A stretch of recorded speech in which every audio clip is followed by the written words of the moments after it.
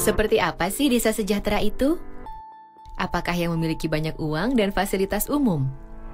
Seharusnya desa sejahtera itu adalah desa yang bisa memenuhi kebutuhan akan sarana prasarana dasar dan bisa mensejahterakan masyarakatnya.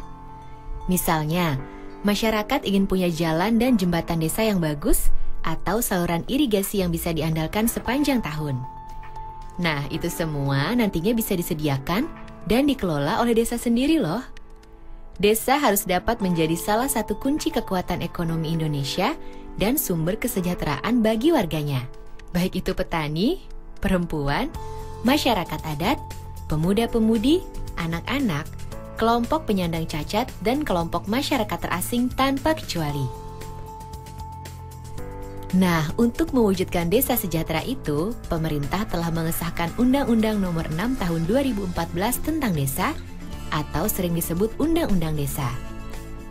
Undang-undang ini memberikan kesempatan bagi desa untuk menjalankan dan mengatur pembangunannya sendiri. Karena ya memang masyarakat desalah yang lebih tahu apa saja yang dibutuhkan untuk lebih maju dan sejahtera. Saat ini ada lebih dari 74.000 desa di negeri ini.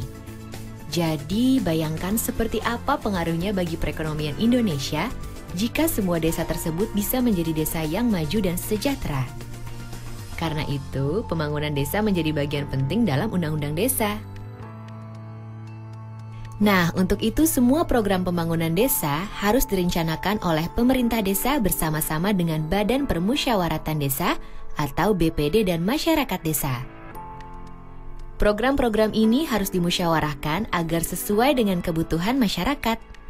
Baik itu peningkatan kualitas pelayanan dasar, sarana prasarana dasar, ekonomi desa, dan pemberdayaan masyarakat desa. Semuanya menjadi rencana pembangunan jangka menengah desa atau RPJM desa yang memuat rencana kegiatan dan penggunaan atau RKP dari dana yang akan masuk ke desa selama 6 tahun ke depan. Setiap tahun harus dilakukan beberapa kali musyawarah desa untuk mempertajam dan menyepakati rencana kerja dan anggaran desa tahunan. Semua kegiatan tingkat desa harus dapat direncanakan, dilaksanakan, dan diawasi oleh masyarakat desa sendiri. Termasuk juga setiap ada permasalahan atau kebijakan yang menyangkut kepentingan masyarakat desa harus dimusyawarahkan dulu. Dengan Undang-Undang Desa, desa diberikan kepercayaan penuh untuk mengelola anggaran desa sendiri. Jumlahnya besar loh, bisa mencapai rata-rata 1,4 miliar per desa per tahun. Sedikitnya 70% dari dana desa harus dimanfaatkan untuk pembangunan, sedang untuk gaji dan operasional perangkat desa tidak boleh lebih dari 30%. Untuk itu, setiap desa harus bisa membuat dan mengelola rencana anggaran dan belanja desa atau APB desa secara transparan dan dapat dipertanggungjawabkan. Pemerintah desa harus menjalankan sistem informasi desa, termasuk laporan keuangan desa, yang bisa dilihat dan dipantau oleh siapa saja.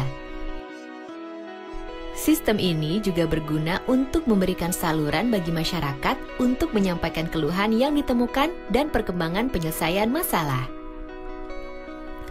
Selain itu, Undang-Undang Desa juga membuka kesempatan bagi masyarakat desa untuk mengelola sendiri seluruh aset yang ada di desa.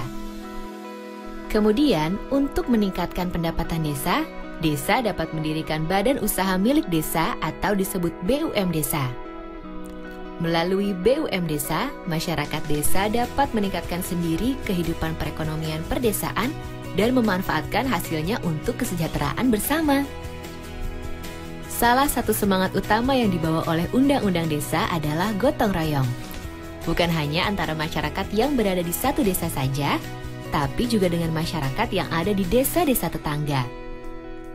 Undang-Undang Desa mendorong agar kerjasama antar desa ditingkatkan untuk memaksimalkan kemampuan dan sumber daya yang ada agar menjadi lebih besar dan kuat. Misalnya, pengembangan usaha bersama, kerjasama di pengelolaan lingkungan dan sumber daya alam, kegiatan pemberdayaan masyarakat, sampai dengan pengembangan kawasan perdesaan yang